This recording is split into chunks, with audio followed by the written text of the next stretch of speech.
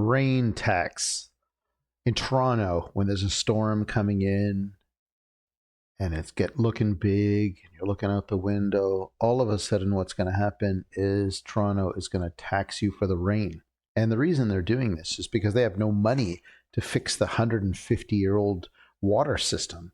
But there is money to change street signs because they're not, for 200 years ago, some guy walking around, he didn't think the way that some leftist would think right now in Geneva and make these comments. So here you go. So when the rain starts coming, you're going to dread it.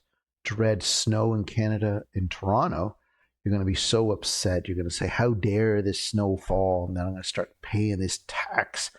I'm going to get a bill in the mail. It's going to be like $50 because it was raining in the March. And there's a snowstorm in January. How dare you, this weather? Oh, this climate change is so horrible. So there you go. This is what happens with a leftist mayor. I guess she's sitting in an office and these radicals, they come and say, hey, let's shut down all the cars in Toronto and put bike lanes so all the restaurants can suffer and just close up and we'll just turn them into hemp shops. There, the problem solved. Like, that's the genius move here. I wonder if they're going to tax for wind. Why not? Tax for wind, sunlight. Maybe it's a sunny day. You're going to say, oh, we have to have air conditioner on. You're going to pay more for that. So maybe there's some other ideas they can think of on how to save money. And maybe changing street signs is not important.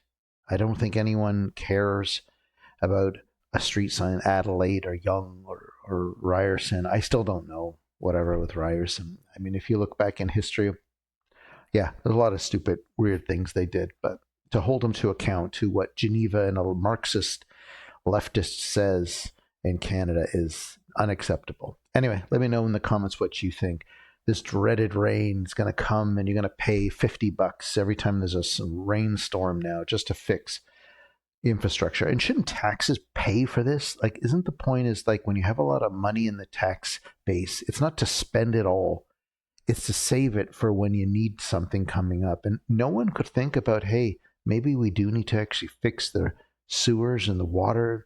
And, even in Montreal, they stick raw sewage down the St. Lawrence River. Doesn't anyone have the decency to think, hey, maybe we should process this poop water going down into the river?